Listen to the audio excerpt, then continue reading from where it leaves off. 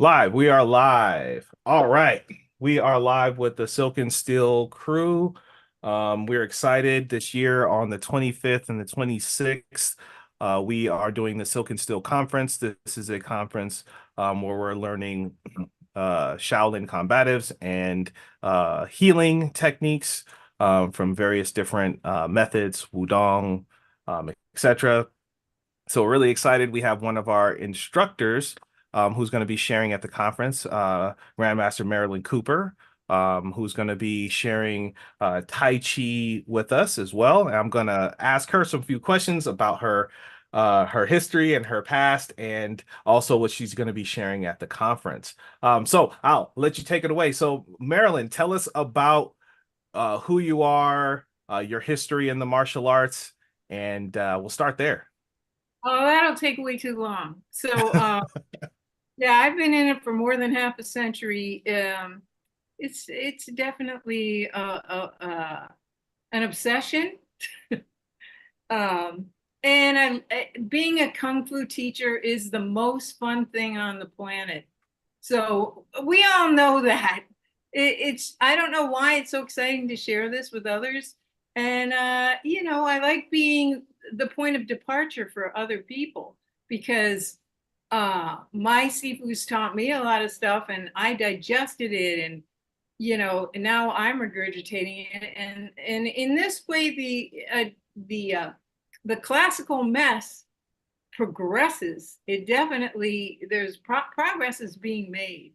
So rather than just, regurgitate exactly what I learned and rehash, it just is what you do, Sheldon, with what I've taught you. You delve into it more deeply and you personalize it, and it's reflects you, and then you pass it on to others that you feel, you know, um, deserve it and will benefit from it. They weed themselves out. That's true. Kung Fu has a natural weeding process, as all Yeah. of us instructors have learned. So tell me, what are you going to be sharing at the conference? What is the main thing that you're going to be sharing with our group? Well, I like that silk and steel juxtaposition. So the silky aspect of the form is the beautiful part, and the steely part is the application, how it works in fighting. So I would like to share the essence of Tai Chi, which is the grass sparrow's tail segment of the form. And I've been working on this with my advanced students a lot. So if you observe that Peng Lu Ji on that ward off, pull, press, and push section of every Tai Chi form has that.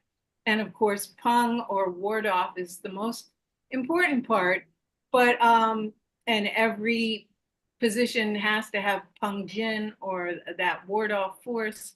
So I mean, we'll get students to feel that, and then I'd like to work on, depending on the level of students and how much they can grasp, on how the form differs for aesthetic reasons, much like capoeira, in the sense that it's a beautiful dance to, it's like a presentation, it's a form from the actual content, and the positions differ when you use them in application, and how you might, develop the most.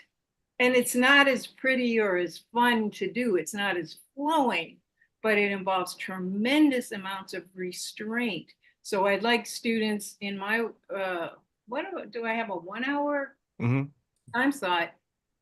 Hopefully they'll be able to partner up with each other and get a feel for what I'm talking about. I was working. I'm about to leave for Europe to teach right after silk and steel, so I've been teaching this to my advanced students so they can keep working on this kind of stuff with the beginners um, while I'm gone. So it's on the tip of my tongue, and I mean, I might have a change of heart once I see who's in at the conference, and I'll get a feel for what's needed, and respond to that. And so, so from what I understand, you'll be sharing movements primarily that are in the 24, but you've had experience with multiple Tai Chi styles. I think at least two that I'm aware of. You've done Guan Ping Yang and the mainland 24. Can you tell us a little bit about the differences between those two Tai Chi sets? Yeah. So Guanping is a transition between Chen and Yang, and it's very much prevailed here in the Bay Area. And a lot of people came up to learn it from Guo Ying, who was a pretty notorious character from the mid 20th century to 1984 when he died. And I was under him for 5 years in succession, but I didn't study the Tai Chi from him that much. I was a Shaolin kid, but I used to just copy the form from the elders, like a cool down. Like, boy, this makes you feel really good. It can't be good for you. You got to hurt all over, you know. Anyway, but then when I went under his top student from Taiwan, Peter Kwok, when I moved back to the East Coast, when I was presented with the Guanping form, it was in my body memory from having done it with the elders at a, formative during my formative years. And I learned it in two lessons, the 64. I like to call it the 64. It was named by Guanping Yang by YC Zhang, who died maybe about 10 years ago. And he, after Guo died in 84, the Wen Wu School became the primary resource for doing the Guanping, but he did the form differently than Guo, which caused Guo some consternation. So every Sifu does interpret this form differently. So that's another thing that the people in France that I'm going to be teaching, they do through Fu Tong Cheng, who was YC Zhang's top student, they do that variant. So I'm going to be challenging them a lot with, why do you do this way? Show me how this works. And maybe they'll, the French tend to be very critical thinkers. So they might rethink the form and cobble together, insights from me as with Futon, and Futon. So who knows, the form is an ever evolving, progressive entity. I don't I've know. noticed What that was the everyone question? has a different version, like Oh, even between teachers. yeah. Well, And I so answer your question on which I really didn't get to the answer. So the 24 came much later. Guanping is a pretty primitive form. It's kind of like what you see is what you get. It's not obfuscated at all. You can literally do movements from it, and those are the applications. Um, but as Tai Chi progressed over the let's say over the decades and then over the you know the centuries, it became more in line. It really progressed to encompass certain ideas of non-resistance, not using force, going with the flow, not using strength. And you see the epitome of that when you train with somebody like, well, he doesn't like me to mention his name because he doesn't want to get a bunch of guys trying to knock him down in the park all the time. But you know what I'm talking about. Or people mm, who do Wu style, it got softer and softer and softer. And so when you go to push with some of those people, and Lester is a good example of this, you feel like you're pushing into thin air. You can't find them, you can't find their center. It's a moving target, and they're holding the space. So that's the most advanced level. So you're seeing, the mainland 24 is getting emptier, is getting softer. And Chun style is the most firm, the one from Chun Village. And so that's how the forms have made a certain progress. So even when they talk about Guanbing, they say it encompasses hard and soft. And then you get up to the 24, and then it's just all soft and relaxed. yeah, when Gus and I went to Chin Village, well, they took us to a Tai Chi museum. and they had like all the styles of Tai Chi Cool. listed. It was really cool to see that and to see the different people who impacted Tai Chi and just the different styles. And Chen style is obviously very different. It feels very But I uh bet they didn't have Guan Ping on that list, huh? actually I think they did. I think I found it. I might have even taken a picture of it while I You was gotta there. send me that picture. Yeah, I gotta find it. But yeah, I went around and I saw all these different styles like Jiao Bao and like really obscure Sun Lutang style and Yeah. all this kind of stuff like that. Yeah, it's really really interesting. Tai Chi is a depth. One of the things that I notice about Tai Chi, because everybody has these different things, is it seems to be very important to focus on the principles as opposed to the variations, because if you understand the principle of like a concept, then it seems like it makes it translate easier. Do you agree with that, or Oh, do you find something different? absolutely. And these basic precepts, how much you hold them dear to your heart. Like I like to be very simple and say to students when they first enter my class that there's three things: soft, slow, sink, or relax, slow, sink. So those, basic things are how you do the movement. And then that quote, I think G made it at your school when he was doing a workshop. He was talking about his Sifu, and Hmm. he knew he wasn't going to see his Sifu, who was very old, and he went and visited him. Was it Singapore? I think it was Singapore. But the last time he saw him, he knew he was really getting old, and he really felt in his heart he'd never see him again. And he said, "What are your parting words to me?" Do you remember this when he said? Mm, I don't think so, You but know what you I'm can tell the talking story. about. I know who you're talking about. Yeah. Yeah. He said, don't go against. Three Mm. words, don't go against. Yeah, So, my teacher said never fight. He said it like that. He didn't mean not fight. He meant like don't like resist. don't resist. Use their energy and You're make it. feeding your Yeah, partner so much information about your yeah. frame when Hmm. you present that firm frame. So, yeah. I mean, you have to be able to switch into that in a split second, but hopefully you can control that force. That's what's so important. Otherwise, you go around hurting people. Yeah, awesome. And there's going to be some other Tai Chi concepts that are going to be there. I know that there's going to be some combative Tai Chi sessions at Silk and Steel. Sifu Ron and Sifu Gus are going to be sharing, as well as some China um, uh, Well, sessions as well. I'm going to So. be here the whole day because I want to do everybody's workshop, pick their brains.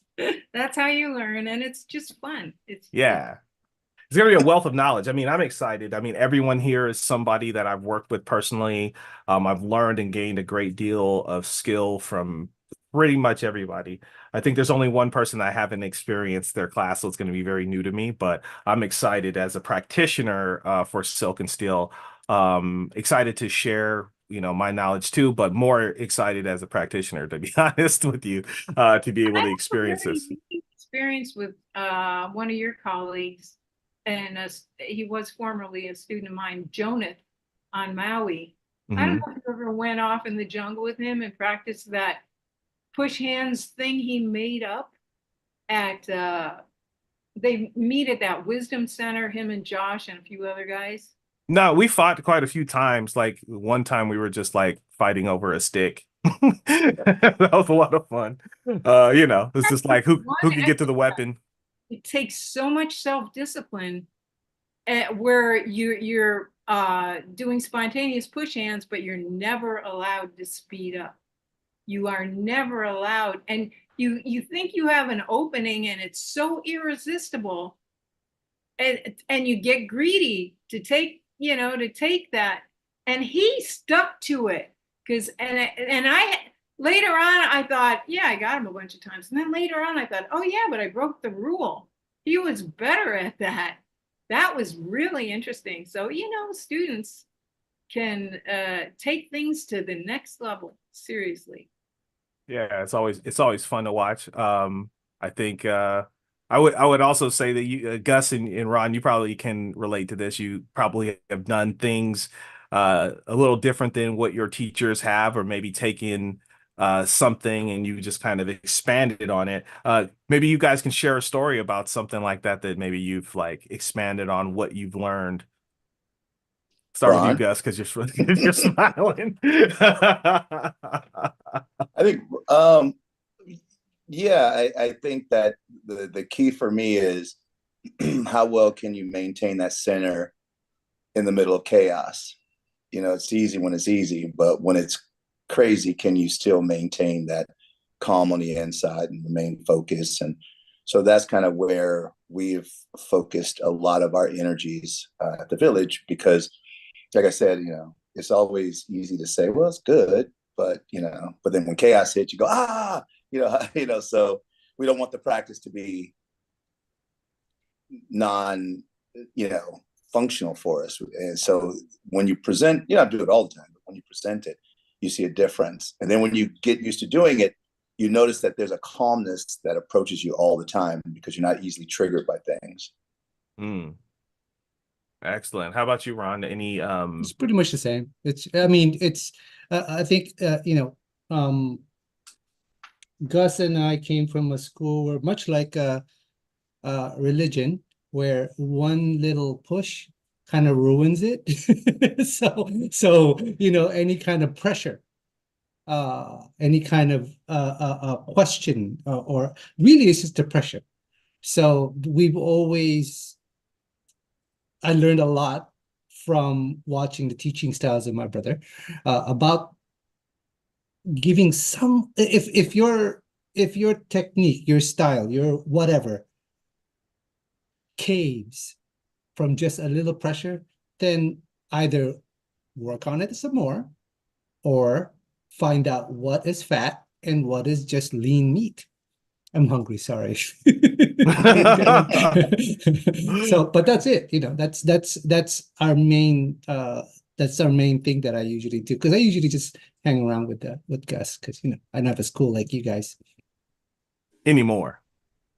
Because yeah, quite No. quite awesome school. I've heard, Yeah. I've heard the stories. I've heard the Yeah. stories. But yeah, that's it. And we talked about the centering. The centering, to me, it's more like, a tornado. It's your center, and it's always moving around, and that's what I see Tai Chi in China, something in any Kung Fu style. That's how it works. As long as you have the gravity, or the intense gravitational pull that you can handle everything, then great. And that little pressure is the first thing that we have to.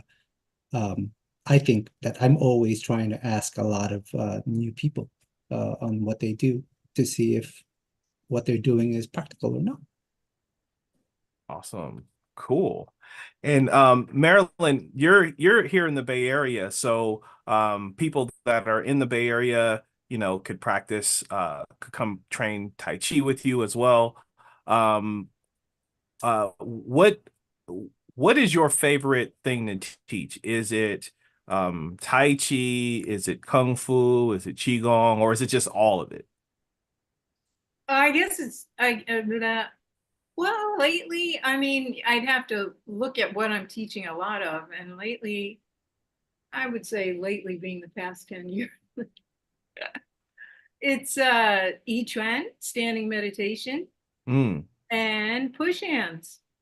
mm. I mean, teaching push hands because nobody gets hurt, and a gentle uproot is as far as we take it. We're not body slamming anybody onto mats. Uh, so all that you could do that part. I'll send them to you that are into that. Yeah, we like to body slam people. But that's by Gus and Ron influence. They've been teaching me how to body slam folks. We don't body slam. You guys try that on me. I'm looking forward to it. All Ron. Ron is the bad influence here. Yeah, Bad right. monk. No, yeah, right. You're a thrower. No, I have video evidence. Shut up. I have Shut this up. awesome video of you doing the fireman's carry on the SOV. Oh Don't man, know and what it you're was talking it was about. You like mean a the back. fireman's? You mean the fireman's flip when he? Yeah, the fireman's flip. Yeah, and it was backwards. It was reversed. And I was just like, if the SOV wasn't so excellent at rolling and falling, that was good. That was going to be a mess. I would hate to see that happen to anybody in Oh, the yeah. street. Well, What's there's the certain things you just don't do. The SOV is the son of the village. You know how I'm the son of Shaolin? Like, so he's the son of the village, but he's the SON and I'm the SUN. Oh, I see. And now there's the OVs because there's another one. There's the DOV, the daughter of the village. So now they're called the OVs collectively. Oh, I see. And you'll meet the SOV when you come. Actually, you've seen him because he's on the show. He's the eye candy of the show, and he always, That big he Chinese dude? what's that? The big Chinese dude? No, no, no. He's the young guy who, they use a lot to show how the moves work. So Okay. he's gonna have the secrets of the system because he's felt it all. Yeah. you know. So Yeah. I envy the SOV because he gets to have that every day. I have to come and get it when I can get it. but he's not here today. He's normally on with us, but he'll be at Silk and Steel. So if you want to get autographs with the SOV, sign up for Silk and Steel. He will be there. He will He be does there. take autographs. And if you want to give him some money, just cash at me for him, and I'll make sure he gets it. I promise he will get it. So yeah, so Is this this is the guy? Are you telling a guy that wants you to body slam him? I'm not sure what no. He's one of Gus's students. He's just an awesome Okay. guy, awesome student. Me and him have hung out a lot, gone to China together with Gus, Oh, practiced a lot with him. He's part of the King Kong Palm crew. So Luis Ramirez, awesome guy. So I can't wait to see him and all the other people in the crew. And can't wait to see you and all. I think this is the first time that we've all been together in the same room. yeah. Everybody knows who each other is, but this is the first The time we've all been getting Sheldon to be in the party. same room. Yeah, yeah. So all my favorite people. So yeah, so I'm that's why I'm excited about Silk and Steel is because all my favorite people are going to be here. All of my favorite people are going to be sharing, and so it's going to be a wealth of knowledge. Remember, mark your calendar, 25th and 26th. That's next weekend, not this Yes. upcoming weekend. Next weekend. So if you haven't Weekend signed after the up. one that's coming. Right. Yes. So if you haven't signed up, now is the time to do it. Pretty soon we'll be shutting down the signups, so you got to sign up now if you want to get in. Your level doesn't matter. You could come in at a basic level or no level at all. We are going to show you this will be a great way to start your practice and also to learn the basic things that you need to look for in a practice. If you're already in a practice, this will help you accelerate your knowledge and your understanding from the internal and the external martial arts. So it's going to be awesome event at the Oakland Asian Cultural Center in downtown Oakland. That's actually the place where my school started. The monks of the Shaolin Temple came there, and that's where they were teaching, and that's where I was training with them in the beginning. So it's a homecoming for us as well at Deep Root. So definitely sign up on kingkongpalm.com. That's the website, and you'll see it. It's right in front, Silk and Steel. Sign up now. So that's it, unless anyone has some closing words that you want to share with I'd the like to share that Sheldon is a little too modest. There were some Shaolin when I first moved back to the Bay Area. There were what was it, like 4 Shaolin monks? There was a little kid, and there was a nonprofit. They were supporting these monks from China, and their mission was to open a Shaolin temple in Oakland. And they got supported by a group of Chinese business people. And then after a time, they started to withdraw support because they couldn't rectify. They were Buddhists, and they couldn't rectify martial arts and Buddhism, which is, it's a perpetual issue, as we all do Buddhist meditation and we practice martial arts too. So, but they weren't in it. They were just giving money. So the nonprofit still existed, but the monks split. They went hither, thither, and yon. And Sheldon took on that mantle on his broad shoulders on his own. And at first it was the Shaolin Lohan Institute, and now it's Deep Root because he's become more inclusive. And I would just like to, recognize him for having. That's very cool. Very, very cool. Thank you, Marilyn. I appreciate that. And, for me, it's a labor of love. It's a passion for me to not only keep the martial traditions alive. When Gus took me to Shaolin, I learned a term. I didn't know we were already doing this, but the term was Chan Wu Yi. And Chan is the meditation, Wu is the martial arts, and the Yi is the healing arts. And so Silk and Steel is also like a culmination of that concept as well. So we get to have the internal healing arts and we get to have the martial arts as well. And there's always mindfulness is just laced throughout what martial arts is about. So you'll get the whole thing. So again, come to Silk and Steel. You'll be supporting a great cause. This is a nonprofit effort. So definitely come and support this effort for not only community building, but preservation of this timeless information. So again, thank you everybody for joining, and we'll see you next week on our final live stream before Silk and Steel. If you haven't signed up, sign up today. All right. All right. See you Bye, then. everybody. Bye. Bye. Can't wait to see you in person. Yes, Yes. absolutely.